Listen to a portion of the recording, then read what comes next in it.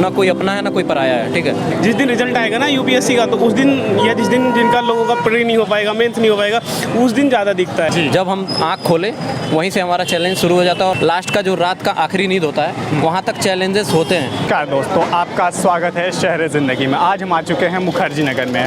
आइए चलिए करते हैं बातचीत यहाँ के एस्पिरेंट से और उनकी राय दिल्ली और मुखर्जी नगर के बारे में, और जानते हैं क्या क्या चैलेंजेस आती हैं आखिर उनके डे टू डे एक्टिविटीज़ में। हेलो भैया। जी भैया, क्या नाम है आपका? मेरा नाम शिवम पांडे है। आपका क्या नाम है भैया? सर्वेश कुमार। आपका क्या नाम है? मेरा नाम गोल्डी कुमार। जी, आप लोग कहाँ के रहने वाले हैं? मैं प्रॉपरली गोरखपुर से हूँ, यूपी के गोरखपुर से। मिर्ज़ापुर। मिर्ज़ापुर। मैं यूपी बिजनौर। बिजनौर से हैं।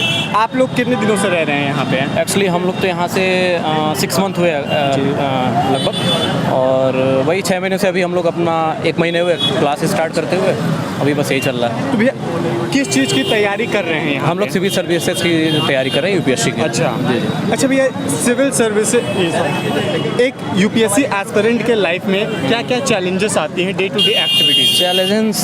चैलेंजेस देखिए स्टार्ट होता है हम लोग का उठने से ही, है ना। जैसे ही शुरू हुए हम लोग उठना, सारी चीज़ें अपना जो भी दैनिक क्रियाएं होती हैं अपना करना, फिर खाने से लेके पढ़ने से लेके, और एक हर लोगों को फेस भी करना पड़ता है ना। जी। क्लासेस हों बाहर हों, तो चैलेंजेस तो काफ़ी हैं यहाँ पे, ये है। अब यहाँ पे कई लोग मेंटेन कर पाते हैं अपने आप को, कई लोग मेंटेन नहीं कर पाते हैं। अच्छा। तो सबसे बड़ी चीज़ है, अब सबसे बड़ी चीज़ है ना कि यहाँ पे आके आप अपने आप को पहले मेंटेन करें, उसके बाद बात की अपनी जो स्टार्टिंग है वो करें आप। मुझे बेटर ये लगता है। कम से कम यहाँ पे आके सबसे बड़ी चीज़, यहाँ पे चीज़ों को जाने आप, ठीक है। उसके बाद आप अपने जो भी चीज़ों को स्टार्ट करना कर सकते हैं। जी। अच्छा भैया, आपके अकॉर्डिंग एक यूपीएससी एस्पिरेंट के लाइफ में कोचिंग का क्या रोल रहता है? देखिए, कोचिंग गाइडेंस करती है।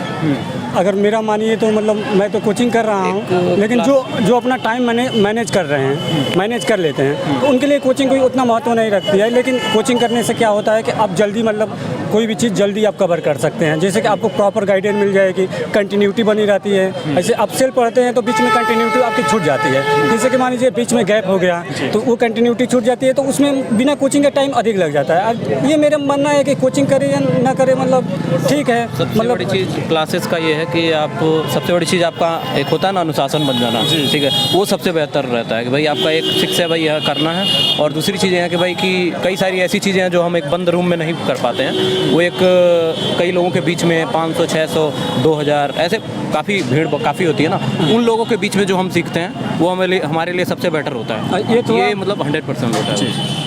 कोचिंग करने से ये भी फ़ायदा है, अकेले रहने से ये एहसास हो जाता है कि मैं बहुत ज़्यादा हूँ जी। लेकिन कोचिंग करने में ना, जब साथ में लड़के रहते हैं, जब टेस्ट होता है, तो वहाँ जब नंबर आते हैं तो वहाँ पता चलता है कि आप कितने में हैं, कैसे हैं, आपको कैसे पढ़ना है। लेकिन आप अकेले पढ़ेंगे तो वो मतलब सेल्फ उतना अपने को एलिवेशन मतलब नहीं कर पाते हैं, तो इसलिए कोचिंग की बहुत अधिक महत्व है। अगर जो नहीं करते हैं उनके लिए भी सही है, बस अपना कंटिन्यूटी बनाए रखें और अपना सेल्फ एलिवेशन करते रहें। ठीक भैया, आपके अकॉर्डिंग मुखर्जी नगर माहौल किस तरह का है? मैं मुखर्जी नगर माहौल तो अच्छा है, लेकिन देखो माहौल तो सभी जगह अच्छा बना सकते हो, लेकिन यहाँ जो ना एस्पिरेंट वगैरह यूपीएससी के या मतलब सभी कंपटीशन के जो ना अच्छी तैयारी होती है, और सेंटर की कोई प्रॉब्लम नहीं है। बुक्स अगर हमें ख़रीदनी है तो पास में ही मिल जाती है, और लाइब्रेरी जाना है तो वो मिल जाता है। और अच्छे दोस्त जो एक सिविल सर्वेंट बनने में सहायक होते हैं, उनका अनुभव हमें मतलब हमें मिलता है, और काफ़ी ऐसी मतलब सहायता मिलती है जो और किसी क्षेत्र में नहीं मिल पाती, जो कि मुखर्जी नगर में मिलती है हमें। अच्छा भैया, जैसे कि एक एस्पिरेंट ज़्यादातर अपना टाइम रूम में बिताता है कि लाइब्रेरी में बिताना चाहता है? यहाँ पे मैक्सिमम आप देख लो कि दो तरह के लोग हैं, है ना।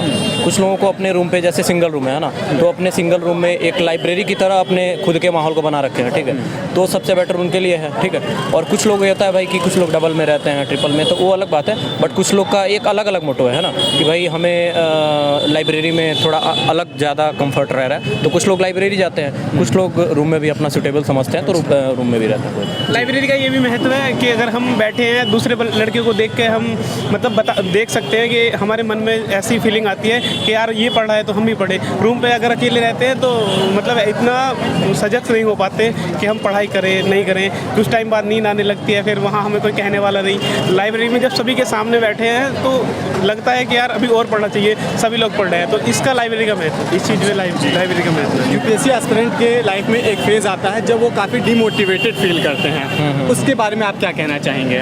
कभी कभी ऐसा होता है कि मान लीजिए हमने प्री का दिया एग्ज़ाम, ठीक है, और उसमें मान लीजिए आप तो जानते हैं भाई कि सीटें आती हैं 1200, इस बार देखिए थोड़ा ज़्यादा है, इस बार 1200, 800, 600, कभी ऐसे मिनिमम मैक्सिमम होता रहता है। लेकिन इसमें सबसे बड़ा रोल ये होता है कि भाई हाँ, यूपीएससी एस्पिरेंट्स जो हैं अपने आप को कहाँ तक उस चीज़ में इंक्लूड करने के लिए रेडी कर चुके हैं, अपने आप को तैयार कर चुके हैं उस चीज़ में जाने के लिए, ठीक है। ये सबसे बड़ा वहाँ पे सबसे बड़ा डिसीजन होता है, क्योंकि उनका एक अटेम्प्ट भी देखना होता है, तो अपने अटेम्प्ट को भी पीछे देखना होता है, फिर आगे उस चीज़ को देखना है भाई कि हाँ हम कहाँ तक अपना स्कोर कर सकते हैं, तमाम चीज़ें होती हैं। और जिसमें ये होता है कि भाई एक जब होता है मान लीजिए किसी बंदे का है प्री निकल गया, मेंस निकल पाता है, ठीक है, मेंस में जब होता है तो सबसे बड़ी चीज़ मुझे लगता है कि भाई अपने आप को वहाँ पे आप ज़्यादा पीछे ना जाके जहाँ पे आपने माइनस करा है उस चीज़ को आप प्लस करने की कोशिश करिए। एकदम ये नहीं कि भाई सीधा बैक जाना है, बैक जाने में आपका समय का जो चीज़ें हैं समय ज़्यादा वो होता है, तो आपको लग रहा है कि भाई ये चीज़ें मुझे कमज़ोर हैं। और मुझे जहाँ तक लगता है ना कि देखिए जो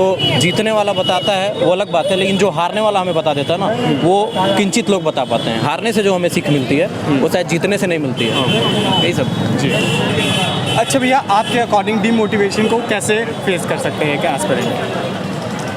देखिए उसका बहुत सारा कारण है। जैसे कि आप डिमोटिवेट होते हैं तो घर पे बात कर सकते हैं, आप मतलब किस वजह से डिमोटिवेट हुए हैं, तो सबसे तो ये ज़रूरी है। अगर मान लीजिए आप पढ़ाई से रिलेटेड डिमोटिवेट हुए हैं, नंबर से रिलेटेड डिमोटिवेट हुए हैं, तो अपने वो टीचर से बात करिए। फिर उसका मतलब डिमोटिवेट आप ना होइए, तो उसके लिए मतलब जो उपाय है वो करिए कि अब फिर से डिमोटिवेट ना होइए। देखिए ऐसे बहुत सारे लोग मिलते रहते हैं जो आपको डिमोटिवेट करते हैं, तो ऐसे चीज़ों से बचने की ज़रूरत है। और डिमोटिवेट मतलब आती रहती है, वो तो ऐसा कुछ है नहीं। अच्छा भैया, आपके अकॉर्डिंग ये क्या कारण है जिससे लोग डिमोटिवेट हो जाते हैं? भैया देखो कारण तो काफ़ी सारे हैं यहाँ। जैसे कि हम कोचिंग जाते हैं, हम तो अपने ऊपर ही बताते हैं। जैसे कोचिंग जाते हैं, हमारे नंबर थोड़े कम आए और पढ़ाई हम अच्छी कर रहे हैं, हमारी क्वेश्चन समझ में नहीं आया और नंबर कम आए, रैंक कम आई, तो उस चीज़ को देख के अधिकतर लोग डिमोटिवेट हो जाते हैं। और यहाँ की भीड़ को देख के भी होते हैं, क्योंकि अभी तो देखो इतना डिमोटिवेशन दिख नहीं रहा। जिस दिन रिजल्ट आएगा ना यूपीएससी का, तो उस दिन या जिस दिन जिनका लोगों का प्री नहीं हो पाएगा, मेंस नहीं हो पाएगा, उस दिन ज़्यादा दिखता है। और घर से दूर रहते हैं तो इसलिए थोड़ा और पढ़ाई का प्रेशर अधिक होता है, ये कारण है। अच्छा भैया, एक महीने में एक एस्पिरेंट का कितना खर्चा हो जाता है ऑन एन एवरेज? एक महीने में देखिए आपके खर्च करने के ऊपर है, तमाम चीज़ें होती हैं उसमें भी, बट मैक्सिमम अगर कोशिश करें तो कम से कम मिनिमम तो आप 8,000 10,000 लेके चलो। अगर आप एक्स्ट्रा चीज़ें नहीं मतलब तमाम लोग होता है ना यहाँ पे, कुछ लोग एडिक्ट हो जाएगा। अच्छा जी, आपके अकॉर्डिंग कितना खर्च हो जाता है भैया? ऐसे तो 8,000 में चल जाना चाहिए मिनिमम, और 8,000 में मतलब अच्छे से चल जाता है। अगर आप एक्स्ट्रा खर्चा ना करें, दोस्तों पे इधर उधर पार्टी वार्टी ना करें, तो 8,000 में चल जाता है मेरे ख्याल से। अब प्रॉपर मुखर्जी नगर आकर अब मेरा लगभग इतना में चल जाता है। आपके हिसाब से भैया? भैया मेरा भी लगभग इतने में, लेकिन 7 में 7.5 तक मैं कर लेता हूँ, क्योंकि इससे ऊपर मैं नहीं अफोर्ड कर पाता। तो भैया यहाँ के पीजी के बारे में बताइए, यहाँ के पीजी का स्टार्टिंग प्राइस कितना होता है? यहाँ के पीजी का स्टार्टिंग प्राइस आपका स्टार्ट आप लो 6,000 से स्टार्ट होता है। हाँ, डबल में 6,000 डबल का है, और सिंगल का आप 7,500 8,000 चले जाओ तो सिंगल का है ये पीजी का मतलब ये प्राइस है। अच्छा भैया, जैसे कोई भी नया एस्पिरेंट दिल्ली के बाहर से दिल्ली में आना चाहता है, तो आप उसको क्या बताना चाहेंगे, क्या क्या तैयारी करके वो आए यहाँ पे? सबसे बड़ी चीज़ अपने आप को, अपने मस्तिष्क को सबसे बड़ी चीज़ वो एकदम कंसंट्रेट करके आए कि भाई हाँ हम इस चीज़ के लिए जा रहे हैं, यही करना है हमें, बाकी कोई एक्स्ट्रा नहीं करना है। सबसे बड़ी चीज़ कि भाई खुद में कॉन्फिडेंस लेके आए, ठीक है भाई। यहाँ पे ना कोई अपना है ना कोई पराया है, ठीक है। यहाँ पे ना हमें भीड़ बढ़ानी है दोस्ती का, ना हमें सिंगल रहना है भाई अकेले। कुछ चीज़ें ऐसी, कुछ ऐसे दौर आते हैं ना लाइफ में, कुछ एक आध ज़्यादा नहीं, 1-2 अच्छे मित्र रखें जिससे वो उस चीज़ को सर्वाइव कर पाएँ। तो यही सारी चीज़ें हैं। सबसे बड़ी चीज़ वो मेंटली अपने आप को प्रिपेयर्ड करके आए। सबसे बड़ी चीज़ ये है जी कि उस चीज़ से हमें फेस करना है और स्ट्रगल करके अपने आप को, अपने लक्ष्य को पाना है, बस जी। मैं यहाँ पे सुना हूँ कि मुखर्जी नगर में डिस्ट्रैक्शन बहुत ज़्यादा है, तो डिस्ट्रैक्शन से कैसे बचे यहाँ पे? बॉडी देखिए वो तो आपके ऊपर डिपेंड करता है कि आप डिस्ट्रैक्ट होते हैं कि नहीं। अगर आपका लक्ष्य एकदम मतलब निश्चित है तो आपको डिस्ट्रैक्शन आ ही नहीं सकता, क्योंकि देखिए डिस्ट्रैक्शन का सबसे बड़ा कारण ये है ना कि अपने मार्ग से भटकना।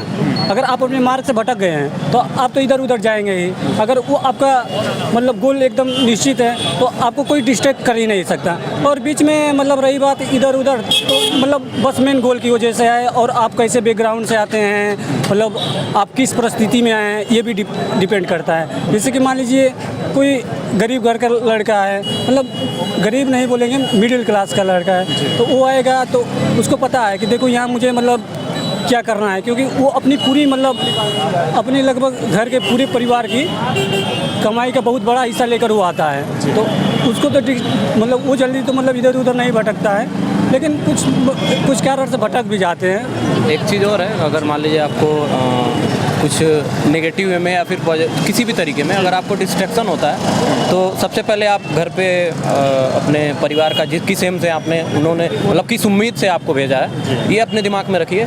और उससे भी कुछ चीज़ें नहीं हो पाती हैं तो आप एक मंदिर जाइए। शायद मुझे लगता है मंदिर मस्जिद जो भी है अलग अलग धर्मों के लोग हैं तो उनका जहाँ पे भी आस्था है वो वहाँ पे जाएँ, शायद मुझे बेटर फील करेंगे मुझे लगता है। अच्छा भैया, जब जैसे कोई भी नया व्यक्ति यहाँ पे आता है तो उससे क्या क्या चैलेंजेस फेस करने पड़ते हैं? चैलेंजेस तो वही मैंने शायद शुरुआती दौर में बताया था मैंने कि भाई हमारा चैलेंज उठने से ही शुरू हो जाता है। जब हम आँख खोलें वहीं से हमारा चैलेंज शुरू हो जाता है और लास्ट का जो रात का आखिरी नींद होता है वहाँ तक चैलेंजेस होते हैं। लेकिन हाँ उसमें अपने आप को मेंटेन करने का एक मेंटली हर तरीके से प्रिपेयर्ड होना पड़ता है और तमाम चीज़ें फेस करना भी पड़ता है। जी खैर यही है जी।